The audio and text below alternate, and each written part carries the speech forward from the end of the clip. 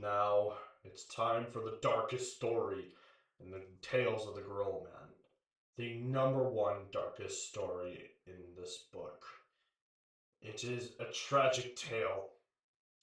Once a generation of heroes, one of their descendants would become bad. So bad that the Gorilla Men in the future completely pretended that Gorilla Man the 20th did not exist. He was a terrible person in the end. But I got to explain why he's a terrible person.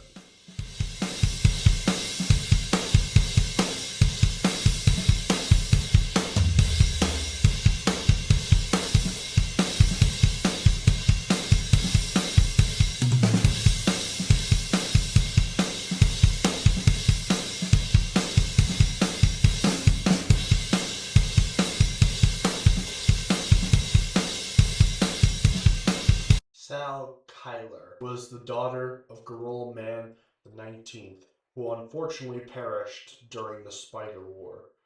She wanted to have a peaceful life, and she met that life with her future husband, Sean Mailer. Fell in love, and they managed to have their son, who would be called Collar Mailer, which she would later have a second son named Nathan Mailer. But after some point Nathan was born, she burned in a raid that killed millions, and she did not survive the raid, being burnt alive. Sean did not take his wife's death very well, and he became a monster from critical drinking. He abused his kids and blamed them for his mother's death. But eventually, Connor had enough of his father and finally put his father into the ground where he would never bother anyone again. This was a dark path that Connor was leading to. He was slowly becoming a monster that couldn't be stopped. He thought it was an act of good to kill his father, but in reality, one little thing began to turn him into the monster he became.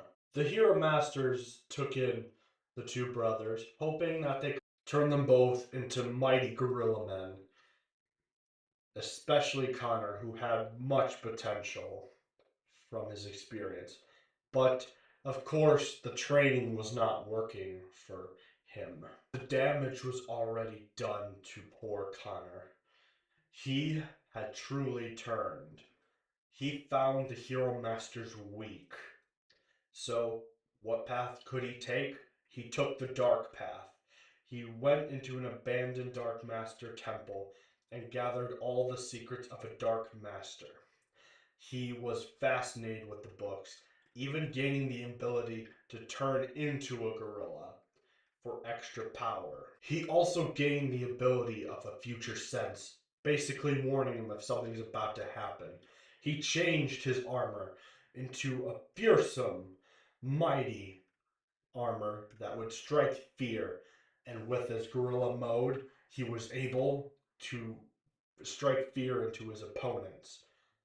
He was unstoppable until me and my siblings all came to stop him ourselves.